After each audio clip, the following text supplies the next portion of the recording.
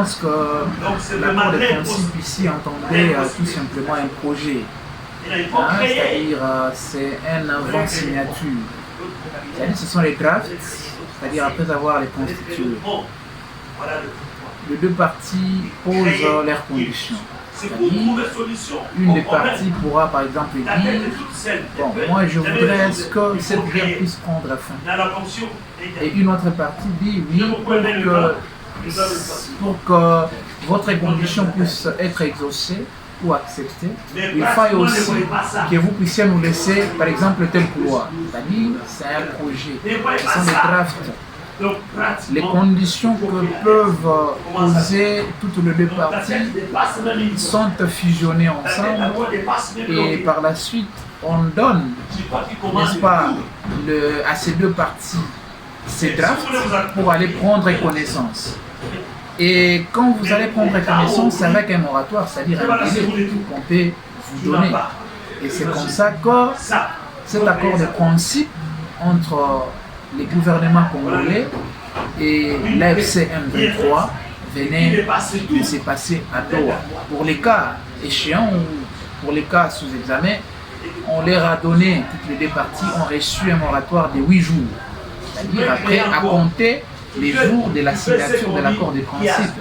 Et c'est comme ça que vous avez vu même les retours du vice-premier ministre de l'Intérieur, Jacqueline Chabani, qui est venu au pays faire d'abord les comptes rendus et présenter, n'est-ce pas, cet accord de principe auprès du président de la République, qu'enfin ensemble, ils puissent tabler et trouver une solution durable pour que la partie Est puisse recouvrir sa paix. Et donc, de manière laconique, ici, un accord de principe, c'est tout simplement une avant-signature, c'est-à-dire c'est un projet qu'on soumet à toutes les deux parties avant que la signature finale ne puisse se poser.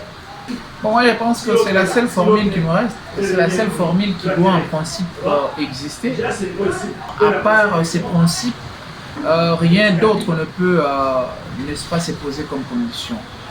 On ne peut que demander aux rebelles de laisser le parti déjà pris, le parti pris en otage déjà par eux.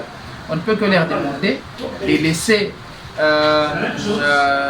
tranquille la population se trouvant, n'est-ce pas, de ces côtés-là, et laisser également toutes les activités libres pour que le territoire puisse, n'est-ce pas, revenir sur sa dignité. Sur sa dignité, ici, entendez tout simplement les principes directeurs qui accompagnent un État normal. Et donc, ici, il n'y a que ce principe qui ne peut, il n'y a que ce principe qui peut se poser, les retraits, n'est-ce pas, des rebelles. Les rebelles peuvent se retirer et puis ces rebelles peuvent se réintégrer, n'est-ce pas, dans la société congolaise. Après tout, ce sont les Congolais. Bon, il est normal dans une signature que toutes les deux parties ne puissent se mettre d'accord. Mais il est aussi possible que toutes ces deux parties puissent se mettre d'accord. Mais ici, la grande prière du peuple congolais ou de la population congolaise est celle que toutes les deux parties puissent s'entendre.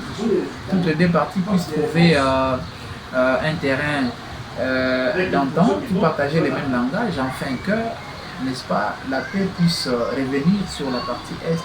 Comprenez ici que même ceux-là dont les gouvernements congolais est en train, n'est-ce pas, de négocier à Doha, sont aussi congolais et ils savent de ce que les Congolais sont en train de subir, particulièrement les Congolais de la partie orientale.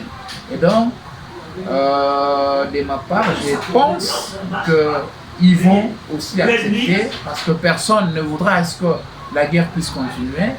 Et d'ailleurs, pour votre information, cette guerre à un certain moment a échappé aux principes qui accompagnent les droits internationaux humanitaires. Parce que les droits internationaux humanitaires déterminent et définissent ici les principes qui doivent accompagner la guerre. Et donc, quand on tue la population, quand on tue le peuple dans une confrontation entre des groupes, n'est-ce pas, armés, cela ne respecte pas le principe directeur qui accompagne les droits internationaux humanitaires. Par conséquent, ils ne peuvent que collaborer et trouver un terrain d'entente afin que n'est-ce pas, comme je l'ai dit tantôt, la paix puisse regagner. C'est vrai que la République a signé plusieurs accords, mais il faille aussi sortir ou ressortir une particularité de cet accord. La particularité de cet accord, c'est qu'à l'intérieur, il y a aussi une force extérieure qui accompagne, n'est-ce pas, ceux de l'intérieur. Entendez ici l'accord de son site, il n'a regorgé que les Congolais. C'est ce qu'on a appelé dialogue inter-congolais. À Nairobi, certainement, on a voulu reprocher tout simplement le peuple congolais qui tendait, n'est-ce pas, à s'éloigner au regard des intérêts. Mais ici, le Rwanda également est impliqué dans cette affaire. Le Rwanda, c'est un corps extérieur, si bien qu'on peut nous grandir Bertrand Bisimon et également Nanga qui sont congolais, mais les Rwandais également sont, les Rwandais et les Rwandais accompagnent ces derniers. Par conséquent, cet accord peut, n'est-ce pas, ressortir une certaine particularité, enfin, n'est-ce pas, de se distinguer des autres qui l'ont précédé certainement.